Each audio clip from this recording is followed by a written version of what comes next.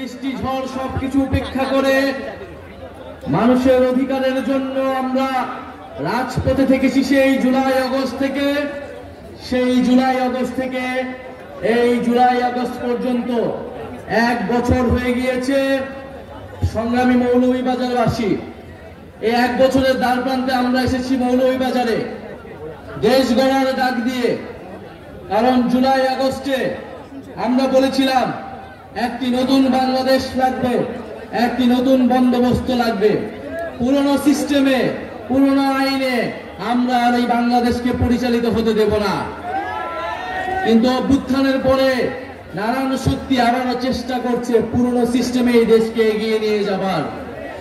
আমরা তখন বলেছি, জুলাই গণ অভ্যুত্থানে আমরা যখন রাজপথে নেমেছিলাম, আমাদের ভাইয়েরা শহীদ হয়েছে, আমাদের বোনেরা নির্যাতিত হয়েছে, আমরা এই বাংলাদেশকে আর পুরনো রূপে ফেরত দিতে দিব না। বিচার সংস্কার এবং নতুন সংবিধানের মাধ্যমে আমরা একটি নতুন বাংলাদেশের যাত্রা শুরু করতে চাই। প্রিয় মৌলভীবাজারবাসী, গণ অভ্যুত্থানের পরে আমাদের স্বপ্ন, আমাদের আকাঙ্ক্ষা ছিল আকাশচুম্বী। আমরা বলেছিলাম তরুণরা কর্মসংস্থানের দাবিতে রাজপথে নেমেছিল, বাংলাদেশের জনগণ অর্থনৈতিক বৈষম্য বিলোপের দাবিতে রাজপথে নেমেছিল, বাংলাদেশের মানুষেরা মানবিক মর্যাদা, নিজেদের স্বাধীনতার জন্য রাজপথে নেমেছিল। আমরা হয়তো সেই স্বাধীনতা গণতন্ত্র পেলেও আমরা এখনো আমাদের অর্থনৈতিক স্বাধীনতা, আমাদের কর্মসংস্থানের যে দাবি, সেই দাবি আমরা এখনো পূরণ করতে পারি নাই। আমরা এই অন্তর্বর্তী সরকারের সময় অনেক স্বপ্ন দেখেছিলাম, আমাদের অনেক দাবি ছিল, কিন্তু আমাদের সব স্বপ্নকে নির্বাচনের সাথে একমাত্র দাবিতে রূপান্তর করে ফেলা হয়েছে।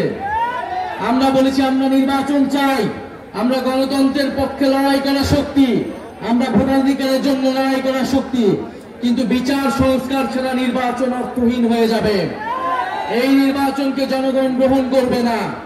ফলে বিচার এবং সংস্কারের যতটুকু আমরা এগিয়েছি, তার পক্ষে আমাদেরকে আরো ঐক্যমত করে আমাদেরকে নির্বাচনের দিকে যেতে হবে। আমরা বলেছি আমাদের একটি নতুন সংবিধান প্রয়োজন, যেই সংবিধানে বাংলাদেশের মানুষের মানবাধিকারের কথা লেখা থাকবে, বাংলাদেশের যে ঐতিহাসিক লড়াই, 1947 সালের আজাদীর লড়াই, 1971-এর স্বাধীনতা সংগ্রাম এবং 24-এর গণ অভ্যুত্থানের স্বীকৃতি দেওয়া থাকবে, এবং এই সংবিধানে সকল জাতি ধর্ম সকলের সমান অধিকার নিশ্চিত করা হবে। সেই নতুন সংবিধানের বিপক্ষে দাঁড়িয়ে যাচ্ছে বিভিন্ন রাজনৈতিক শক্তি। 72-এর সংবিধানকে রক্ষা করার জন্য বিভিন্ন গোষ্ঠী রাজপথে নেমেছে। 72-এর সংবিধান ছিল বাংলাদেশের মুক্তিযুদ্ধকে, বাংলাদেশের স্বাধীনতা সংগ্রামের আকাঙ্ক্ষাকে নষ্ট করে দিয়ে মুজিববাদী সংবিধান প্রতিষ্ঠা করার চক্রান্ত। আমরা সেই চক্রান্তের ভিতরে গত 54 বছর ছিলাম, কিন্তু জুলাই গণ অভ্যুত্থানের মাধ্যমে আমরা সেই চক্রান্ত থেকে বের হতে চাই। প্রিয় সংগ্রামী মৌলভীবাজারবাসী, আমরা জানি মৌলভীবাজারে বাংলাদেশের সর্বাধিক চা বাগান রয়েছে, বাংলাদেশের তেল গ্যাস ক্ষেত্র রয়েছে, বাংলাদেশের খনিজ সম্পদ রয়েছে। এই বৃহত্তর সিলেট অঞ্চলে মৌলভীবাজার অত্যন্ত গুরুত্বপূর্ণ এলাকা, কিন্তু এই মৌলভীবাজারের যেই জাতীয় সম্পদ রয়েছে, সেই সম্পদের সুষ্ঠু ব্যবহার আমরা কখনো করতে পারি নাই। এই মৌলভীবাজারে চা শ্রমিকরা রয়েছেন, চা শ্রমিকরা কয়েকদিন পর পর আন্দোলন করে ন্যায্য মজুরির জন্য।